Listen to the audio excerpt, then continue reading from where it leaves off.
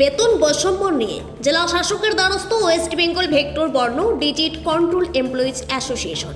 মজুরি বৃদ্ধির দাবি মানা না হলে বৃহত্তর আন্দোলনের হুঁশিয়ারি। জানা গেছে, গত মার্চ মাসে রাজ্যের পঞ্চায়েত ও গ্রামোন্নয়ন দপ্তর থেকে শুধু গ্রামীণ সম্পদ কর্মীদের 25 টাকা মজুরি বৃদ্ধি করা হয়েছে, কিন্তু পতঙ্গবাহিত রোগ নিয়ন্ত্রণ প্রকল্পের ভেক্টর কন্ট্রোল টিম ও ভেক্টর সার্ভে টিমের কর্মীদের কোনো প্রকার মজুরি বৃদ্ধি করা হয়নি।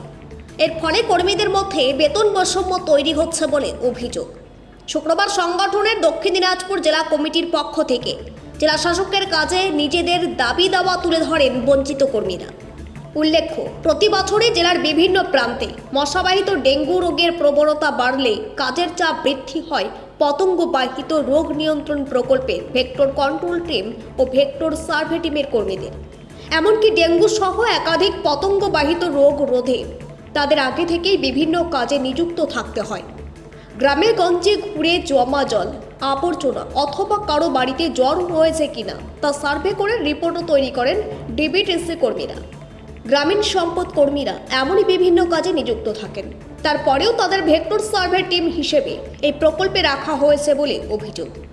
ওয়েস্ট বেঙ্গল ভেক্টর বর্ণ ডিজিট কন্ট্রোল এমপ্লয়িজ অ্যাসোসিয়েশনের দক্ষিণ দিনাজপুর জেলা কমিটির সম্পাদক মিজানুর রহমান বলেন, আজকে আমরা জেলা সমাহর্তার নিকট মাননীয় ডিএম স্যার কাছে আমরা স্মারকলিপি দিতে আসছিলাম। কি কারণ? আমরা VVDC employee association VVDC employee অ্যাসোসিয়েশনের পক্ষ থেকে বেতনের যে আমরা যে বেতন বৃদ্ধির বৈষম্যতা রেখেছি সেটা যাতে না হয় সেজন্য আমরা স্মারকলিপি দিচ্ছি। আচ্ছা, আপনাদের যদি দাবি না মানা হয় কি করবেন? দাবি না আমরা প্রথমত আজকে গোটা রাজ্যব্যাপী সমস্ত ডিএম অফিসে আমাদের এই কার্যক্রম করা হচ্ছে।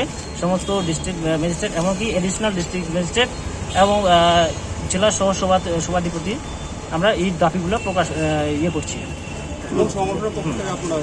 আমরা ভিভিডিসি, এটা হচ্ছে এমপ্লয়ি অ্যাসোসিয়েশন। আমাদের দাবি না মানা হলে আমরা পরবর্তী বৃহত্তর আন্দোলনে নামব। দক্ষিণ দিনাজপুর থেকে সীমান্তের কথার বিশেষ রিপোর্ট।